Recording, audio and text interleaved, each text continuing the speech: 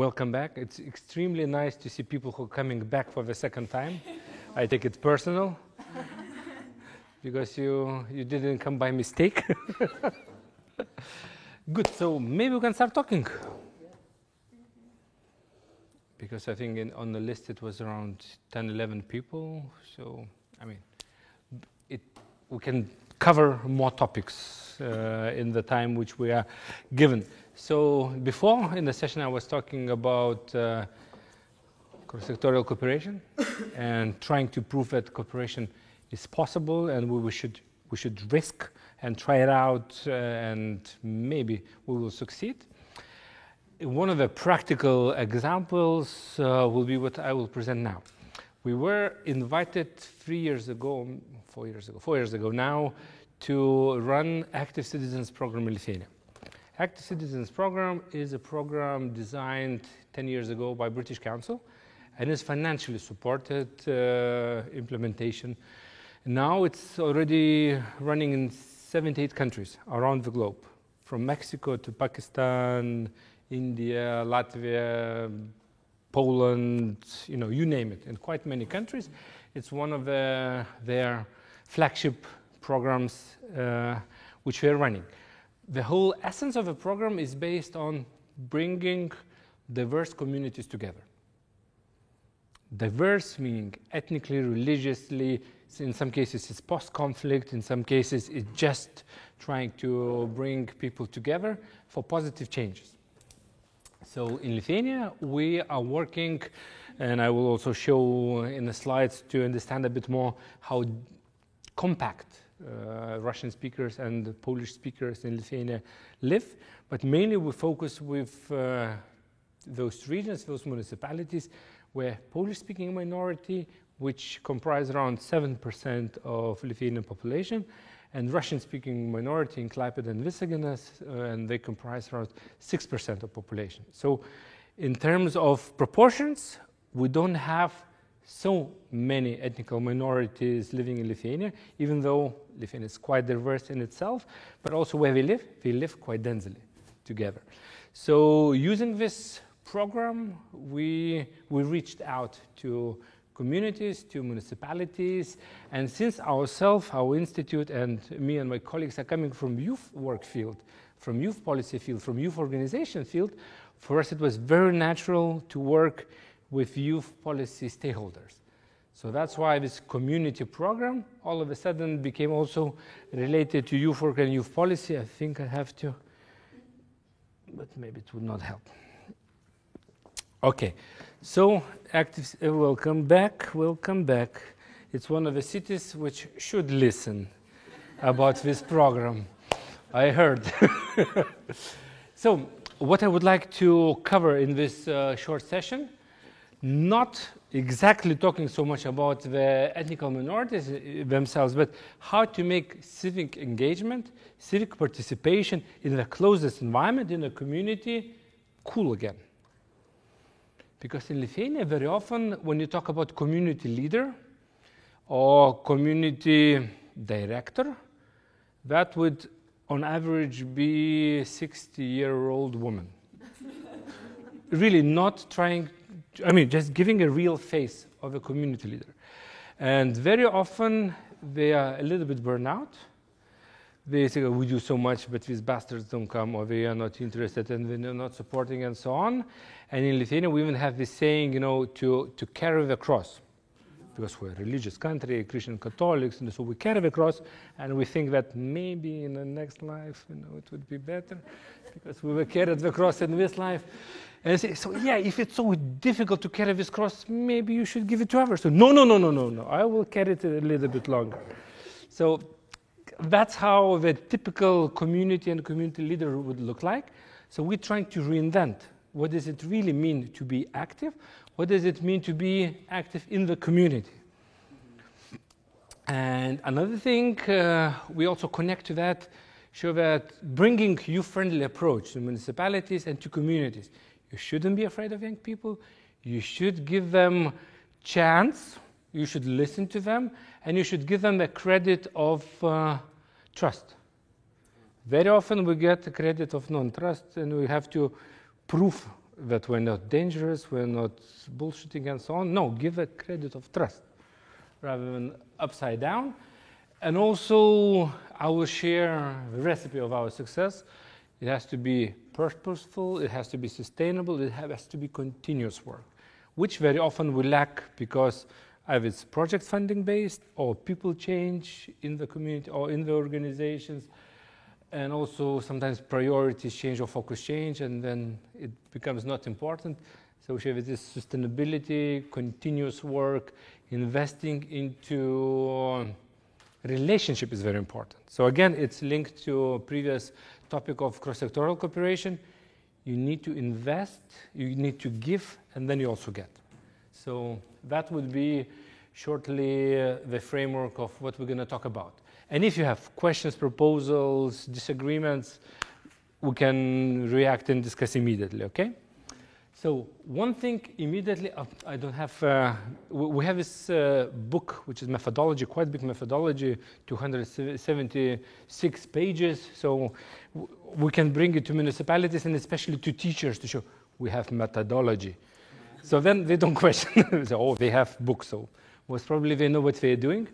But the face of a program in general is when you look at it, you understand its diversity, it's different backgrounds, we have people with veils, we have black people on the cover of a book, so all of a sudden it shows diversity and inclusion. In our case, we have less diversity in Lithuania and Latvia, or even if there is diversity, it's not so obvious. Lithuanians, Polish, Belarusians, Russians living in Lithuania, they all look the same, pretty much. And if you spend a little bit longer, then yeah, you can a little bit distinguish, but pretty much will look the same.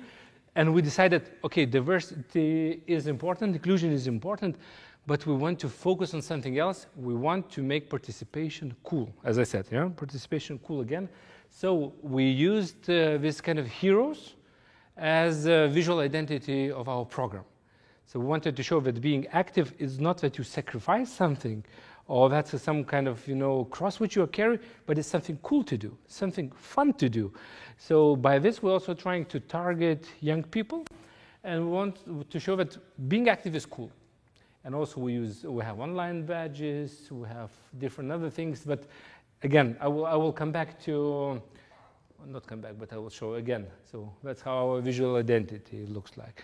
So facilitator, you have kind of you're a superhero, you have superpowers. You can see a little bit of Batman here and there. And also you don't see the color of these guys because they are shades. So, it's a smart way to make everyone find themselves. Also, what we understood when we talk about active citizens, we didn't even translate it to Lithuanian language. When you translate active citizens to Latvian, how does it sound? In Lithuanian, it's aktyvus pilietis, which means everything and nothing. Pretty much. It's kind of generic. So we said, okay, let's keep it as a brand, as an English name, so people can really kind of connect to the program. And instead of telling what active citizen is or active citizenship is, we asked people. Because again, in our context, people would not answer something if they don't know if the answer is right. It comes from school, it comes from work, where we are punished for wrong answer. So instead of saying and trying, we kind of shut up.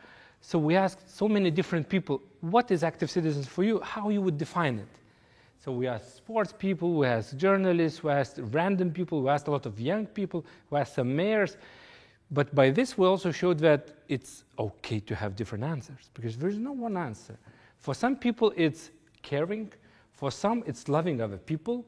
For some, it's having global perspective. So it's not only, what happens in my backyard, but also in the neighborhood and actually in the whole world. So there is so many different approaches. What does it mean to be active? Which also means you can be active citizen in so many different ways.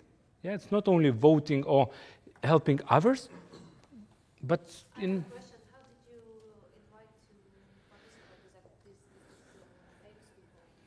Did you pay them or they were active, No. Well, we used our social capital. That's why we feel we're really underpaid in the program, because we reach out to all our friends, all our family members who are a little bit celebrities, then friends of friends. Now, That's how it really happened. But also, now we're living in this age of influencers, right?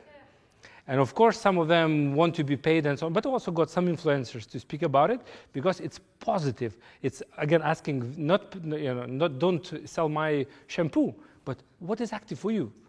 And then with their words and their face, we push our brand, we push our colors, we push that active citizens to school. And that's the beauty of a program because, again, it doesn't impose the answer, it allows you to explore. So I think we could also use this approach in other contexts. So the methodology is, the slogan is globally connected, locally engaged. So again, we try to kind of cooperate between the different countries, what they're doing, but in general, everything happens locally because that's where matters most. I mean, those who are coming from youth field, sometimes you think, well, what motivates me? It's opportunity to travel. But actually, the research shows when you ask youngsters, for them, they feel most motivated to participate locally with their friends in their environment where they feel safe. And then national and international activities comes later. So it responds to that need. And it's also social leadership program. Because what we think, it's not enough to say be active. Or this is 10,000 euro, be active. Or make your community active. It doesn't work like this. So we build the trust of people, we train people, we build the capacity of people. We help them to create local spaces, community workshops, to talk, to discuss, to get to know each other, and discuss what makes us us in the local community, for example, or how to strengthen our community, or sense of community, or sense of belonging, what we're proud of, what are our problems, as I said. We usually try and avoid problems because then everything is a problem. So rather than that, we look into opportunities. And then we also give a seed funding to try out and feel the success. So again, from our case, what we do, we inspire, we train, but then the ideas, what to do, comes from the community. They implement it themselves, and they have a sense of accomplishment. We did it, so maybe we can do something else as well. So, because again, in our context, I still feel that Obama's words, yes, you can, still very relevant. Because we know why we cannot and why we shouldn't. But we say, yes, yes, you can. Just come, propose, try, pull together. And when we talk about leadership, so it's not somebody who is responsible for something, but it's for this, so it's kind of collecting leadership. So all what you have to do is bring people together, and then you'll find the way you want to go together. So that approach is quite important. So mainly, so Vilnius is this red zone here, Latvia is up there, so that's why we're from south-south. And in this region around Vilnius, it's densely Polish-speaking minority people living, and in those two municipalities, actually Polish speakers are majority. So Lithuanians are minority. And then in Klaipėda and in that Visaginas town up there, we have quite many Russian speakers who came still during Soviet times, and it was in Klaipėda based around the port and ship and stuff. And in Visaginas, it was our nuclear power plant. So there's still quite a lot of people who speak Russian language. So what we try to do them, not to tell, okay, Russian, you're also normal people, we want to involve you. Or Polish, no come on, давай participate. But also, I speak Russian, I speak Polish, I understand Ukrainian and so on. So switch language is not a problem, but sometimes with a language you can also play, say Russian speaking, vodka drinking, of course, not a problem. So language is an asset which we have, but it doesn't really matter. When you start talking with people, you even forget in which language they speak. Most important, be inclusive in that term. Allow them to speak up in whichever way they want, or maybe right, not speaking up. So there are different ways how to do that. And we work with them without saying that we work with ethnic minorities. Because then you are labeled. Okay, we will involve young people in decision making, and then it's a lot of adult people and two youth representatives, and you feel that you are different. So in this case, we really don't want to mention different, but we're looking for what we have in common and strengthen those things which we do have in common. So we talk about, our hashtag is Kartu, together. I say, it doesn't matter. It's girls and boys, young and adult, Lithuanian speakers, Russian speakers, politicians, and just like normal citizens from the street. We bring them together, and then fantastic things happen. Without our intervention so much, but we do have, we'll go to the next slide. We do have TOT, which is 5-day facilitation training. We explain a bit our values, why diversity, why together, why active is important. And we help them to run different sessions on each other. So very quickly in 5 days, we run 3 workshops with each other. They get a feeling and experience, what does it mean to facilitate others? And actually it's not so complicated. Especially when you're given a method book, which is quite clear how to do it, and then all of a sudden, either you are 17 or 55, you can do it with your own community back home. And then the second one, community workshop, CW. So you invite up to 30, sometimes more, sometimes less, people from your community, start discussing. And again, we have some methods prepared, or you just discuss with them. And very often it was the first time when community met in that constellation. Because again, in Lithuania at least, we would come, but we need to be invited. Why should I come? Who invites? Where? When? So we're very good at gathering before Christmas or for some other celebrations, but out of topic meetings are very strange. So, and when you have a person who can actually facilitate that meeting, at the beginning it was very uncomfortable, but every way it worked out in one or another way how the community wanted. But what we also see that those communities which were even doing projects before, people didn't feel ownership. Because somebody knew this fund or something else, they wrote, and then people didn't want to get involved. Why? It was not their project. It was not their initiative. They didn't feel that they initiated it. You know which children we love most? Ours? Exactly, our own. Which ideas people like most? Their own. So in the conference, it's very important to have a night between, so that next day people at least can disconnect from their own ideas. So, I mean, knowing from the conferences, but here people really want their own idea to be implemented. And then SAP, Social Action Project, is where they actually together implement this activity. So we have different projects. People did youth alley in their town, they cleaned the lakeside and so on. So actually whatever they wanted. And it can be so many different things because people have different conditions, different situations, they have different needs. But all in all, they go through the cycle. I came, I talked, we discussed, we agreed, and now we have it done. In Lithuania, also in Latvia, and also all of our region, we blame others, we're looking for guilty ones, but also we expect that others will come and do it. Politicians, and then if they do what? They're bad politicians, bad governments, bad everything, but what can you do? So we really try to empower, look around you and say, what can I do? What I can do together with others? And then actually this magic works. And we do have communication support with these banners involving institutions. What also worked out for us very well, we funded in each municipality in which we work 5 projects. So all of a sudden it's not one initiative, but 5. Then the impact is bigger. And then when they started to write about the project and program in the local newspaper in the municipality, all of a sudden they can talk about 5 things happening.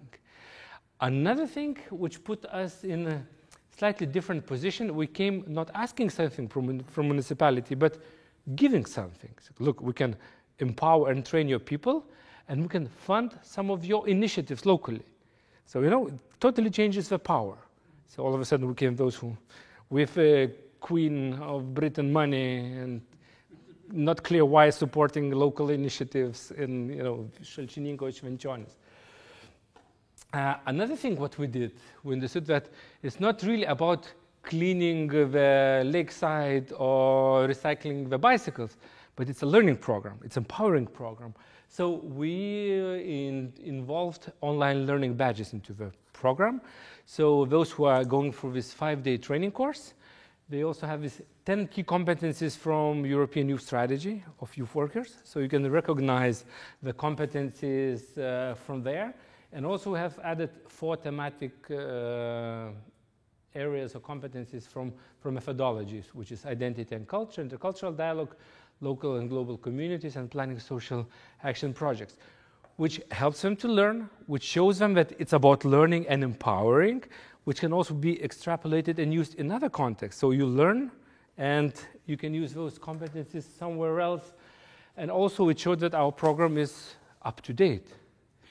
Because when British were asking, how do you like our project and program and methodology, we said, it's okay. It's based on non-formal education methods. I mean, nothing special. But said, reading this, I really feel a bit of kumbaya sense, like sitting together under the tree and kind of singing together. So he said, we brought your program to 21st century, which is also interesting and important in our context, because the program itself uses a lot of kind of examples from tree, mountains, river, which can be discussed in Africa and in Asia. But for us, our people are ready to be more conceptual. So say, yeah, but maybe let's talk about how would you really do. So this badges thing helped, and also have more badges for those who implement the projects and programs. With this, what we do, we keep them involved, and we give them opportunity to do something extra and be acknowledged for that. We don't tell them, go and communicate. We say, look, if you communicate 3 times in the local media and so on, you get a badge.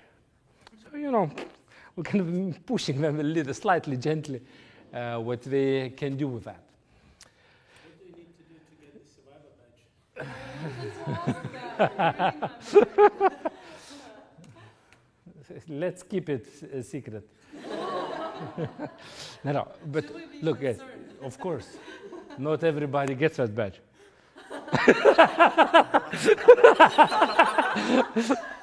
You know, you see it, now you're making it up.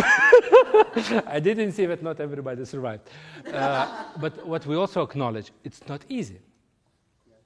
It's not easy. It's an effort. It's an extra effort. So we acknowledge that. Yeah, we have a badge wallet, the program, where you can collect. It's with the same guys. And then you can also have certificates and so on. But it's more to engage and hook them. Later on, it's about really what's happening on the ground is more important for people, because people have different learning styles. And we had in the first year, especially, some are very active, kind of natural-born leaders. Some were a little bit more silent. But they were very good at claiming badges, reflecting, thinking, and doing. So it's quite good. Yeah. I'm coming back to this slide, which you saw already in the previous workshop. I was showing and explaining that it's very important to participate somewhere and what kind of experience you get there. If it was positive, you will participate somewhere else. If it was negative, you will close up and you will not take part in other sectors. When we talk about youth participation, so usually it's youth councils, school councils, sometimes cultural clubs, and so on. But community around you is one of the primary areas where you could be active, but very often young people don't have space there. Because either activities or celebrations which are done are not youth-friendly or designed around young people, or sometimes young people were not involved in thinking what could be done. So I don't know, in Latvia you should also have this local action groups. I don't remember which funding program, leader program. So you have organizations which are running on a local level, which has more financing than the national youth policy in Latvia and Lithuania. So that's how much money they have on the local level to develop communities. Very rarely young people are on board in those groups. So in Lithuania, 5 years ago, we managed to push the obligation to have at least 2 young people, up to 40 years in those groups, and part of the activities which are supported should be youth-related, youth-friendly, or youth-proposed. So again, here we show that there is a value to involve young people, and it can bring new quality to communities.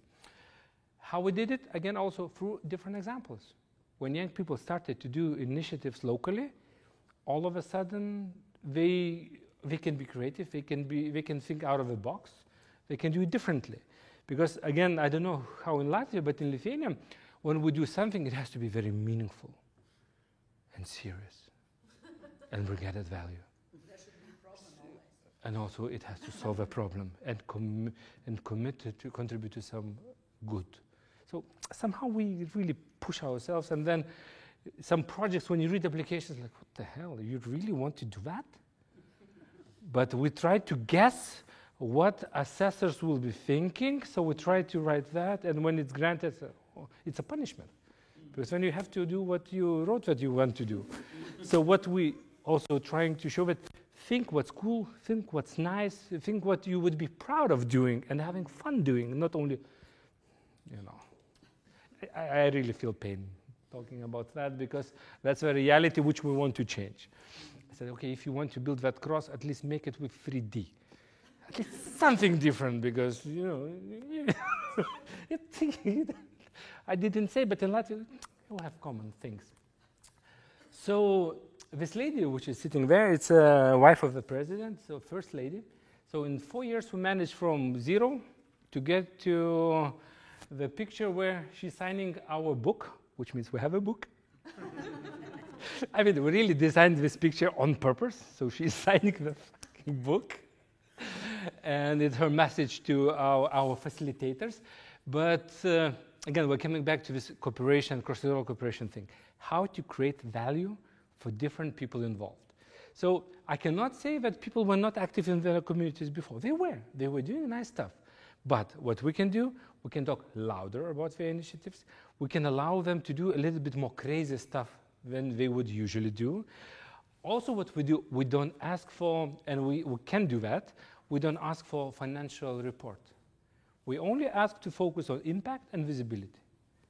Because when you ask financial reports, somehow you presume that you don't trust how they spend money. And the money is small. First year we were giving 1,150 euro, now we're giving 600 euro, because it's really not about money. It's about coming up with idea. Per initiative, yeah. And then we really don't ask for financial documents, so some people are a little bit worried. Like, why, how, when will you check? Because, I mean, how can you give money without checking? But that's why, that's our kind of principle. Focus on idea and an activity and impact, not on how to write perfect application. We spend so much time and energy on writing applications. So what is important for us was access, involving those who were not active and involved before. Usually those who participate, they are called active people, and those who are not participating, how are they called? Not motivated, and sometimes it's like problem. They are problem, so they are not problem. They just didn't know where and how, they didn't feel support. So we really try to involve those who were not doing things before, allowing them to try, and usually they stay and they experiment and they enjoy it. This inclusion aspect, say, you can do what you were doing before, but involve other people, involve different people. And actually it brings added value, it brings new experiences, and then you get used to working with other groups. Because again, why youth organization and youth centers work only with young people? Then communities only work with senior citizens. Somehow it happens, but why not to try to blend and help each other? And that brings added value.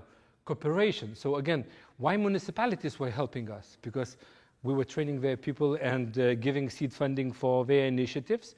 And we helped them to write the articles about the projects. We wrote success stories. So all of a sudden, they can brag about nice things happening in their municipalities, in their communities.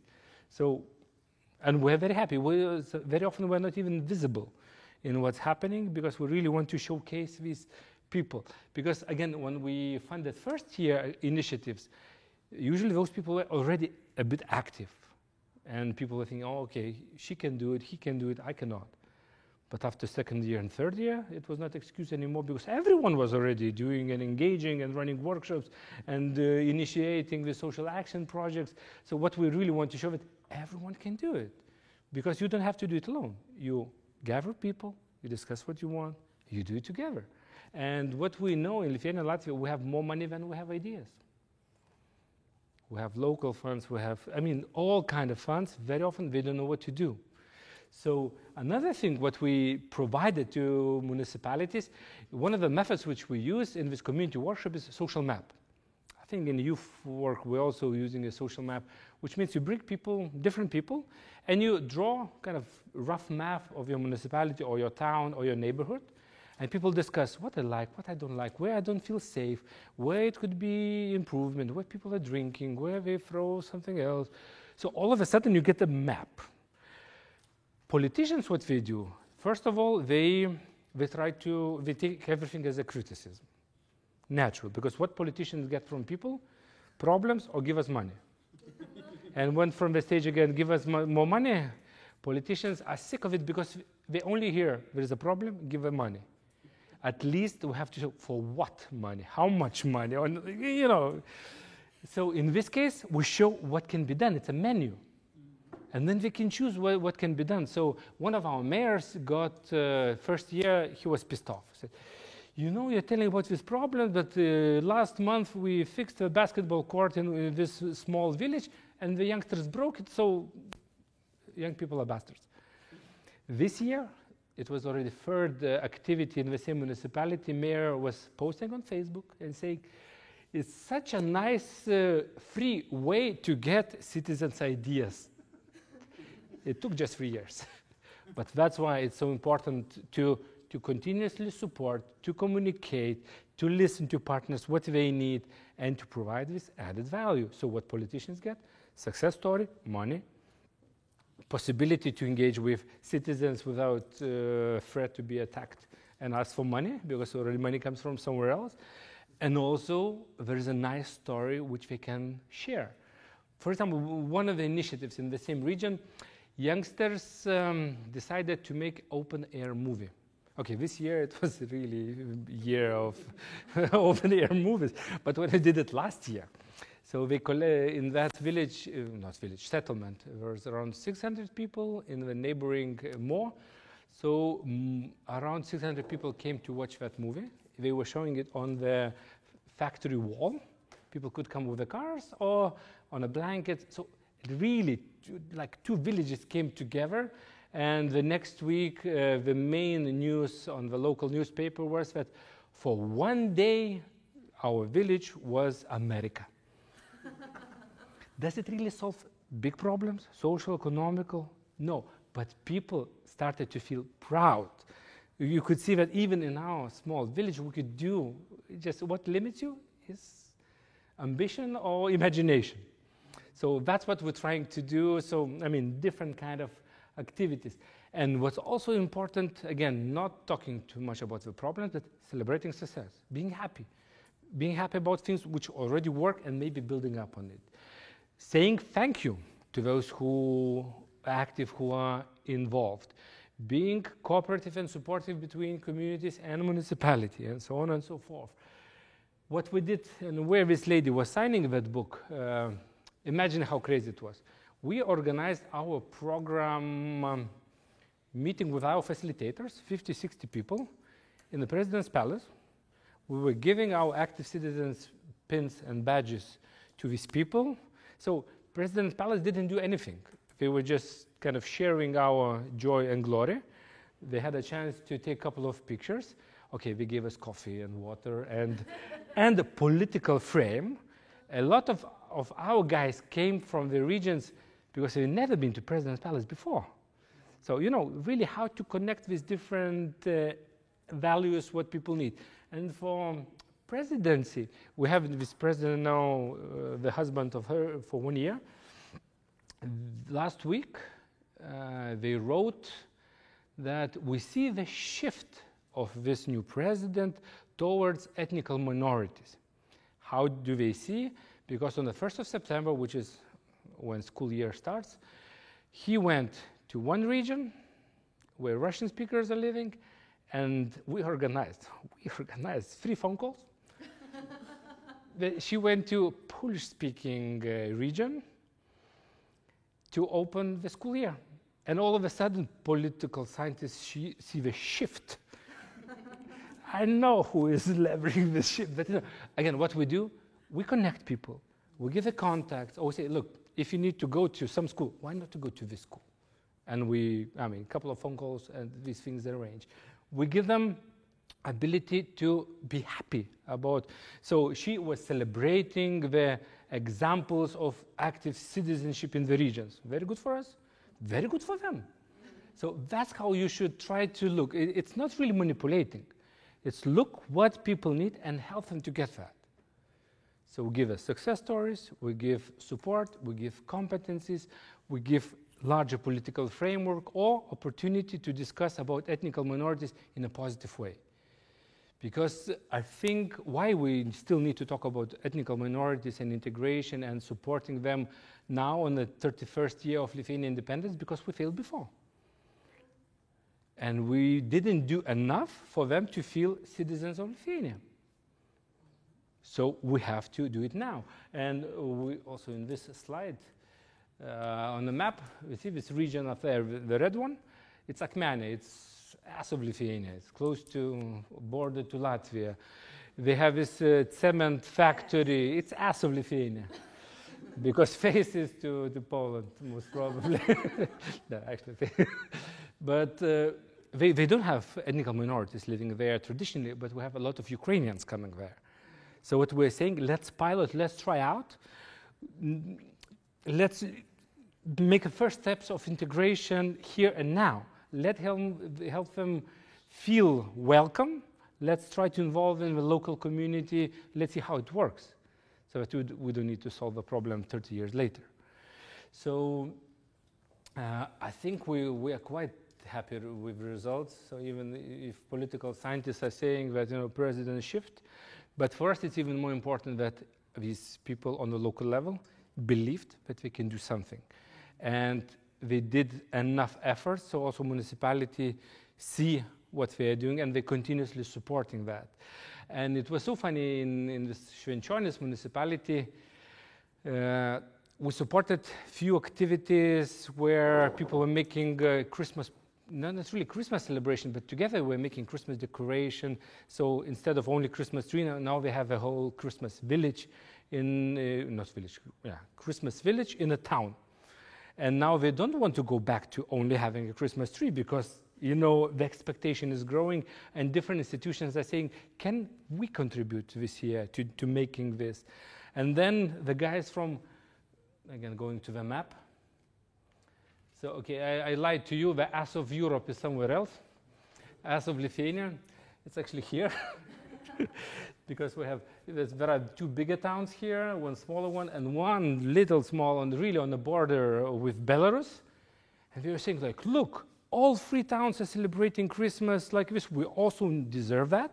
And they, with our support, made themselves this kind of the lighting of the street before the Christmas. So now it looks cool. And they say, we deserve it because we are a gateway to Europe. Yeah, because actually it's external border of EU. I consider it as of Lithuania. They consider it a gateway to Europe. But it really depends how you feel, how you see it. And also another thing, what we think we succeeded because we involved young people. We involved young people because you cannot, as we say, we cannot train old dog new tricks. So it's not being negative about senior citizens, but if you want to bring a new dynamic, new way of thinking, you have to allow young people to try to do that. Because what happens in community, you live together for a certain amount of time, and then everyone gets minus for something. You didn't say hello, your cow is bigger than mine. I mean, there are reasons why you feel offended by others. So sometimes it's really good to bring somebody from outside, external perspective, foreigner or young person, because you cannot really, they still don't have minuses so much from before. Mhm. And really, we work with these guys without saying that we try to integrate minorities, because it's not our case. We want to empower our citizens. And now we get quite a lot of requests from other parts of Lithuania. Why you don't do it here?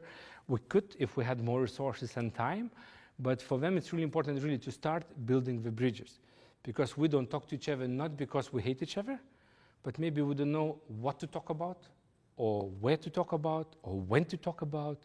And then we say, like, in the community you can do anything together. You can watch basketball together. You can do like whatever you want to do together. Why not? But still, somebody has to initiate. But when it happened a few times before, all of a sudden it's easier to initiate other things. Questions, reactions? Where did you get financing? Financing from British Council. From British Council, and we get a little bit co-financing from Erasmus to work with even more young people to involve and engage with this youth-friendly aspect. But in Latvia, you also have British Council. They have to run this program. They don't do it yet much. They have it. There was a training last year. The embassy also is giving the money actually for this program. Mm-hmm. It was fantastic. Just my expectations about it. It's really fantastic because I live in a village, but what is close to two quite big cities in Lietuvas, and Valmiera, Mm-hmm. and the people, they are people who live there, mostly elderly people, and then there is young families who is coming in and just for sleeping over on Wednesday and they're going to work, so we don't have a community. And actually it's really fantastic ideas to what to do actually in the community, because we have a problem with this not having it. It's not really a problem, but it's not use potential. Yeah, not use potential. One of our facilitator, she's like working in a really small village. What happened before, I said, I was doing already some projects, but never talking to people. And then people were not engaged into the project. And now she said, I see really different engagement because people feel that it's their program. And it was very nice when she said that, like, we're meeting in the old stadium. So it's abandoned old stadium, or actually just football pitch, not really stadium, in the countryside. So we're coming there. So one of the guys, he never said a word during the meeting, but he started once a week to cut the grass in the stadium. So really providing an opportunity to contribute in whatever way you want. Because very often we speak, yes? And those who don't speak, or cannot speak, or don't feel well to speak, usually they are silent and left aside. So when you create a way that you can contribute and be part of community in whichever way you want, then it's amazing. I wanted to ask, I don't know from which organization you are or what you represent, but how did you manage to cover so many and different areas of Lithuania? Lithuania is a huge country, I have to admit. Well, but I mean, there is a distance, come on. Well, I mean, in our case, it's quite easy because we are quite small and compact, but it's a good question. You're talking about the map. Really different places. It's quite different places, but we didn't come from the cloud. We are working, and Dmitris and some others know us for 10 years, for 15 years. We were active in the youth field, with youth organization, then with youth work, then with youth policy. So for us, we've been working with most of those municipalities before. With most, not with all of them.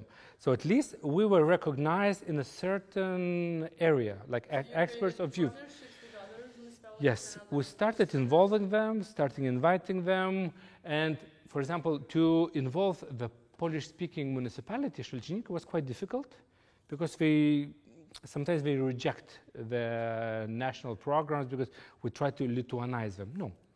And since also coming with British money, so sometimes British money didn't smell so bad. Somehow, at least in that context, because in different countries it's different. So, no, really, but in Lithuania it was not seen as a negative thing. And we started working. We also what we understood that it's not enough civil society players or individuals so that we could do it without municipality. So we came directly to municipality and said, look, we have this plan. We want to engage, involve, and trade and support. Let's do it together. So instead of competing or trying to go around them, we took them on board immediately. And I think we're quite transparent and open, and it helps us a lot. And when we worked with them and had positive experience of 2 years, another municipality which is around Vilnius, they're really protective, because a lot of guys from Vilnius move out to the houses in Vilnius district. So they feel kind of pressure that more and more Lithuanians are coming, so they're kind of under threat. So really, they reject everything. But when they called this another municipality, said, look, these guys came, you know, what to expect from them? I said, it's good guys. It really happened. Yeah, they were calling, said, don't be afraid, trust them. So it really takes time. Like a Good mafia. But it would not happen overnight. It would not happen over 1 year.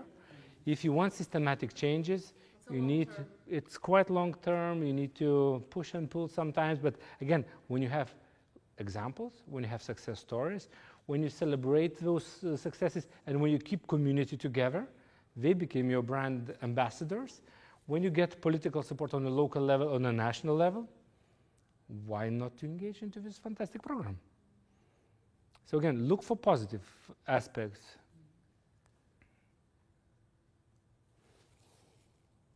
Anything else? About inviting people for the communities, I don't know, what instruments you see like the most effective? I don't know, like maybe making like Facebook events and covering the region with advertising, or maybe just going to local pubs, cafes, putting some posters. I don't know, what works, what doesn't. What we did, we really decentralized, and we didn't, first year we went to a couple of community workshops, but they said, you can do it.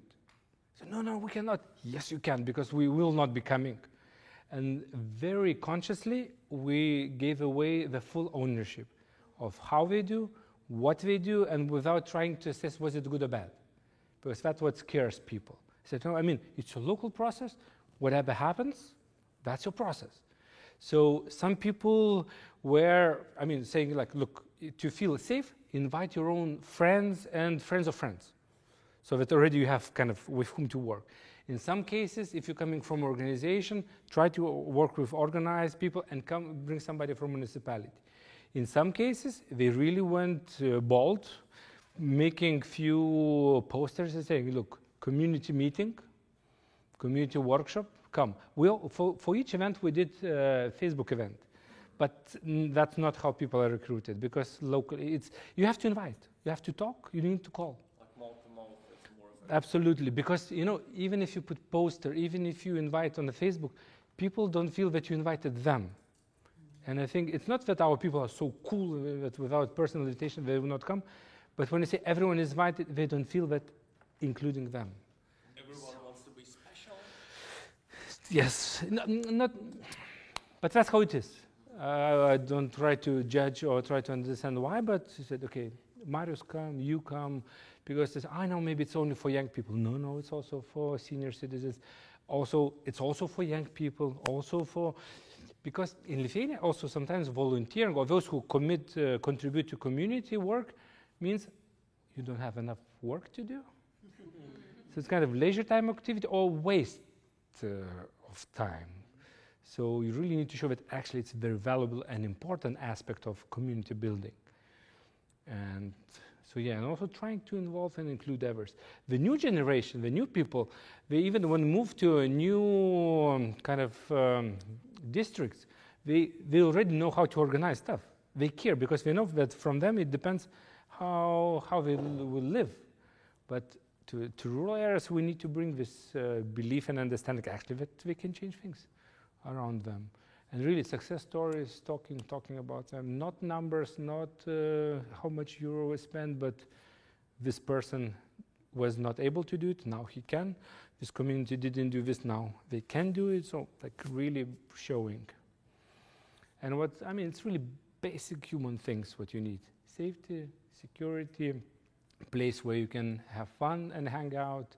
And with our case, it's also, doing stupid thing, crazy thing, fun thing, not only very important and serious thing. And sometimes I was laughing like, you've seen on TV that in Prague once a year they do this pillow fight. It's nonsense. but it shows in TV even in Lithuania. In Scotland, they roll with the cheese from the mountain. Yes, but it's fun, and they enjoy doing that. They don't do it for tourists. In Spain, they throw tomatoes and run from bulls. So, I mean, you can do that stuff and to show that it's okay, it's normal. It's just normalizing these things. And also, what happens in these community meetings? We meet each other, meet different people. And somebody is a teacher, somebody is a youngster, somebody is from community, somebody is from municipality. Then it's much easier to start actually discussing, but what about municipality? Or what about school? What kind of, what young people need and want?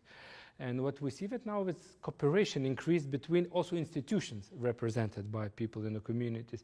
And now we have this lowest level of administration is parish in Latvia, and we have eldermanship, something. So even those guys are involved, because usually they have quite limited resources and responsibilities, but then they get fantastic opportunity to actually really work and engage people into something. And we have this methodology which also can help if you want.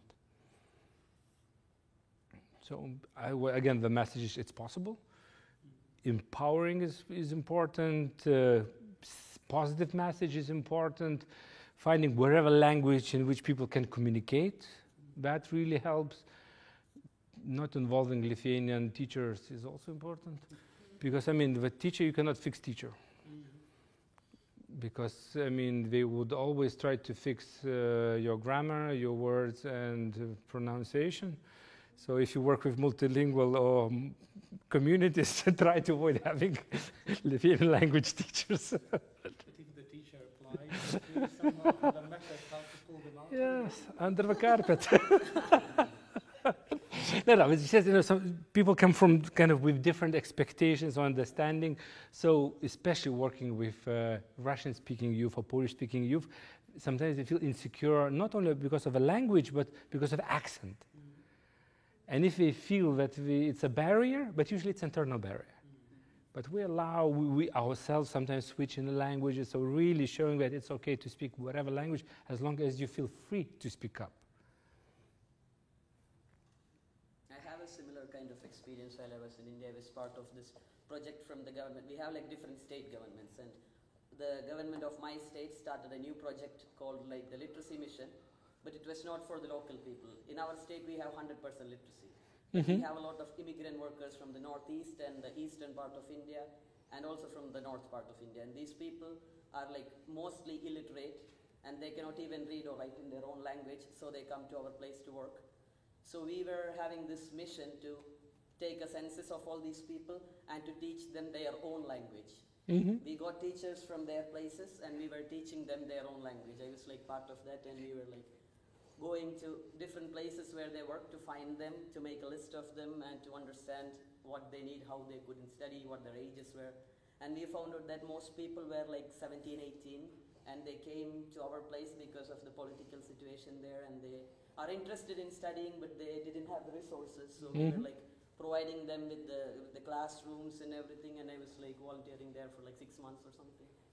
It's a great example, because also the program is so flexible that you can see that in Mexico they're working with impact of drug cartels and bringing communities back, or trying to involve indigenous Mexicans into community. In Pakistan, for example, even universities became part of the program. But how? It was not possible to have education for women, for girls, on a local level because of, let's not talk about the reasons. But then they created the system of peer teaching, peer learning, and it became actually a national system.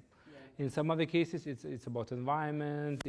What was interesting during the COVID lockdown, everything kind of closed, but we also encouraged to reinvent what active citizenship in the lockdown means. So we funded even 10 more initiatives of how organizations wanted to be active. So some of them were doing online courses, some of them were organizing volunteers to bring groceries to elderly people who needed them. So actually it's just about creativity. How I can be useful, how I can help others, how I can help around me, this environment around me. So it's really, I think, it's more not really about the skills, but about attitude, that I can change, I can involve. If I cannot myself, I can organize people. If we cannot only on this level, we can involve institutions and so on. And from our own practice, we show that, I mean, you need ministry, it's possible to involve them. You need president, okay, we can, I mean, everything is possible. And especially in those small countries like Lithuania and Latvia, I mean, we know each other. And if you don't know directly, you would know through somebody else. So it's really about daring, about proposing, and being not afraid that your idea would not be stolen or implemented by others. Really, we hear it very often, like, I have this good idea, but I will not tell to everyone, because they will steal. For me, I mean, I have more ideas when I have time. More ideas when I have hands to implement it. Just whatever, let people do it. It's a good stuff. So I think we also need to open this up. And then there are now different funds, different kind of through this sometimes participatory budgeting. You get this opportunity to get money from municipality to implement your ideas. But if people see that actually very often they can do it themselves without external funds. Or if you need money, there is a way to find them. It's not really the biggest problem. But the biggest problem is not making this step. If you would ask people, what would you do as a president? People would tell. But what can you do today in your current role? In that same direction, usually you would find a lot of things that you can already do as a student, as a youth worker, or somebody else. So. My comment also for what you told would be to not be afraid to get no. Just to ask also about like these contacts and to communicate, or even like to send this invitation to the person. Okay, he or she will say no, but some other will say yes. We're very much afraid to be rejected. Yeah. Very much. But again, what if we succeed? This is the thing where I'm working in career counseling also with younger kids and then adults and everything, and this is sometimes them telling you need to risk. You need to take a risk, otherwise it's like you will never know. If it's yes or no. Actually. It's not even risk. Try. Try out. It's kind of smaller, bigger risk, you know, with your emotions and everything, you know. And if you're taking risk, it's in the in some point it will always be good opportunity, but it's also learning process. Not just if I will get rejected. So you will know what was the reason why it was there, and you can make it better, you know, for next time you are going to. So. Two more stories. One from personal level, one from institutional. So about this taking risk. I have a degree in philosophy and social science, and I have a master's degree in law and administration. So it was already my first year in a master's degree. My former girlfriend decided, let's go to spend 3 months in Ireland. So, okay. I followed her, and I thought, you know, I'm so cool. I'm so educated. So the work will find me sitting in a hostel. So 3 days, 5 days, still no job. So you understand, okay, maybe I need to do something about it. So you start checking the job proposals in a newspaper. It was 2002, so not internet. Okay, there was a little bit, but it's not enough to read it, you need to call. But it took me quite some time to call. So when you would call in the afternoon, it's already too late. So then you understand. For the next day. Yeah, next day, and then money running out, running out, and then you understand. Okay, maybe I need to go to the places. So you go and you see where is the job placement. You come and talk. And I remember how I was when Italian restaurant owner said, "Okay, how many plates can you carry?" I said, "Well, let me visualize." I never carried more than 2. So yeah. You understand that actually, even if you're so equipped and so competent and so on, still you need to go and knock on the door to hear a lot of no's and so on. That was very tough. That was very inconvenient and not nice. But you, again, understand that you have to raise your ass and go where you want things to happen. Another thing, why we, for example, brought a president on board. We didn't really need them. But that's our way how we work. We want to, if we do something, we want to do it loud and proud and with maximum impact. So if we're anyway doing a project and doing that initiative, why not to involve others? Because again, when you work with different institutions, it's extra risk. Also, you need to explain to others, to show the added value and so on. So you always have to reinvent yourself as well. But also it provides an extra opportunity, visibility, or creates a big impact. So that's how I say, dare to do it loud. When I do training, it's about communication. I say, why you don't talk about your work or about your organization work? Are you hiding something? If you're hiding something, that means you're doing something bad. So how you shift around, because in Lithuania, the work speaks for itself. I never saw a work speaking for itself, never. So we have to also do good stuff, but also speak about it. So that's quite important. So yeah, don't hide, talk, share, involve others.